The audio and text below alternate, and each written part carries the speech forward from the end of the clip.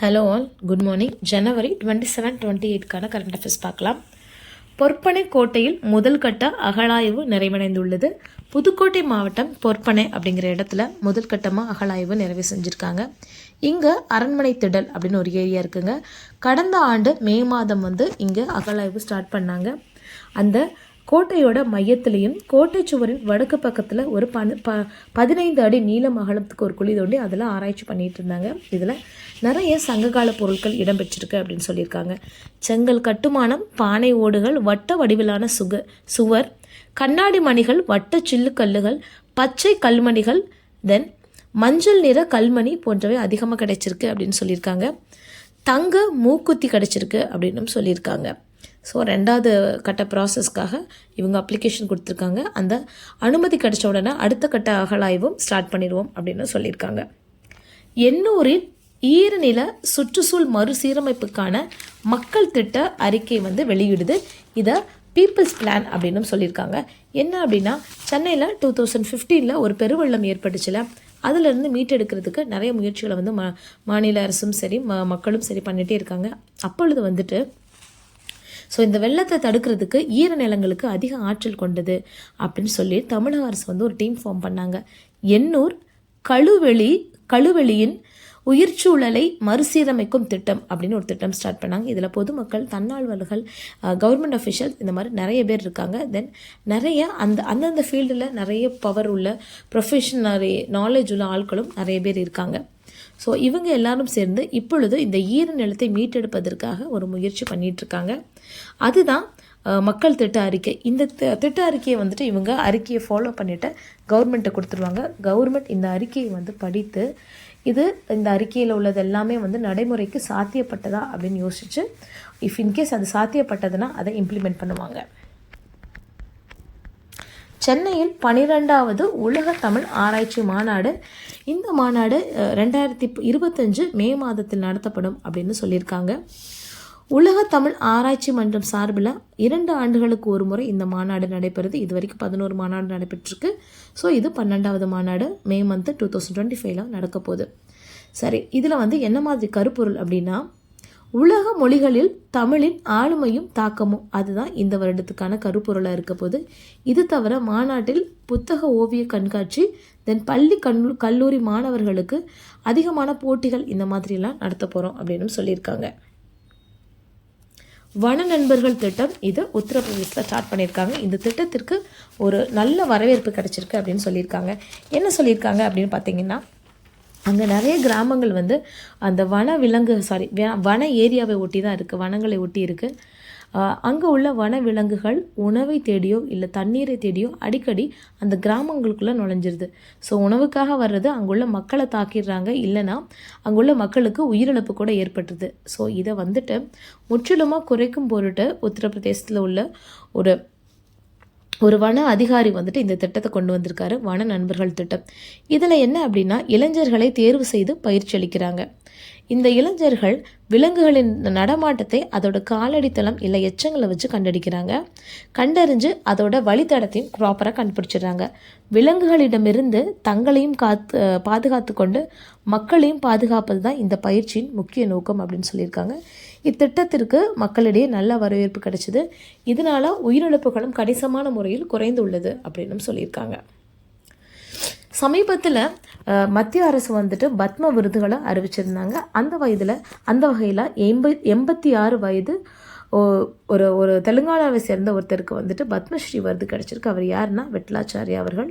இவர் தெலுங்கானாவை சேர்ந்தவர். இவருக்கு எதுக்கு இந்த அவார்டு அப்படின்னு பார்த்தீங்கன்னா, இவர் சின்ன வயதுலேருந்தே புத்தகம் படிக்கும் ஆர்வம் இவருக்கு அதிகமாக இருந்ததாகவும், இப்பொழுது கிட்டத்தட்ட 2 லட்சம் வரைக்கும் புத்தகங்களை சேர்த்து தன்னோட வீட்டையே ஒரு நூலமாக மாற்றியுள்ளார் அப்படின்னு சொல்லியிருக்காங்க.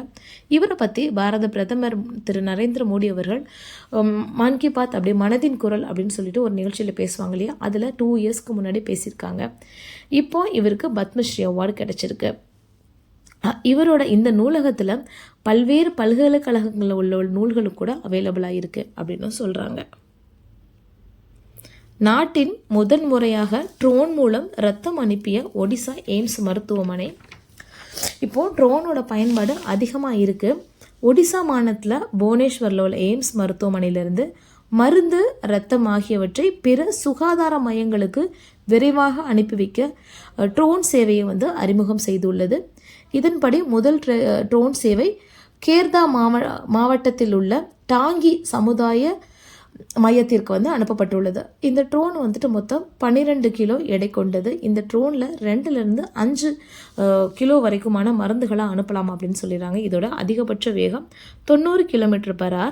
இந்த தடவை இது 60 km/h பறந்து 35 மினிட்ஸை வந்துட்டு பறந்து அதோட சேவையை வந்து பூர்த்தி செஞ்சுருக்கு.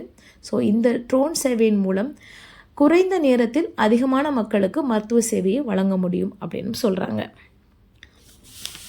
அதிக கல்லூரிகள் உள்ள மாநிலம் இந்த கணக்கெடுப்பு வந்துட்டு சொல்லியிருக்காங்க.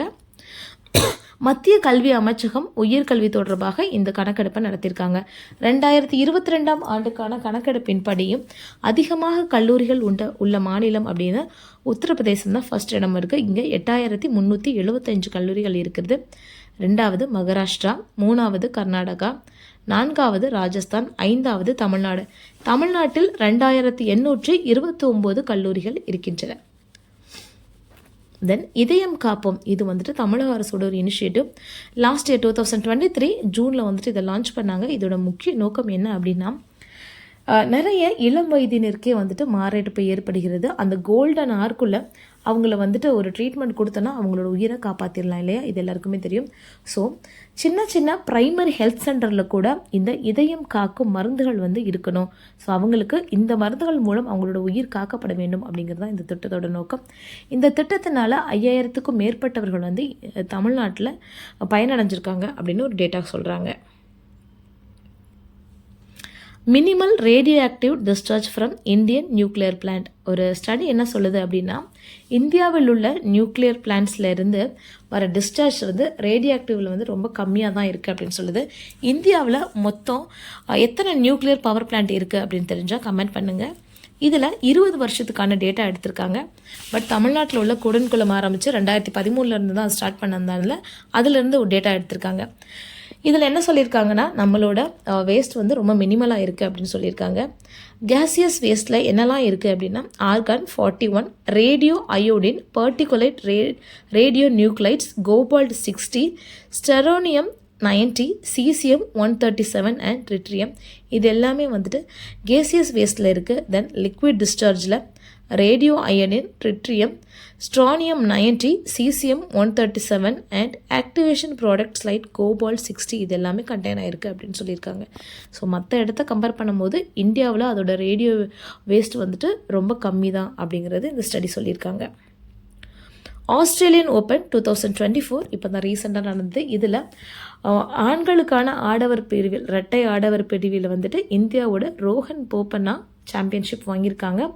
இதில் என்ன விஷயம்னா, இவங்களுக்கு 43 வயது. ஸோ ஓல்டஸ்ட் கிராண்ட் ஸ்லாம்பியன் சாம்பியன்ஷிப்பை வின் பண்ணது இவங்க தான்.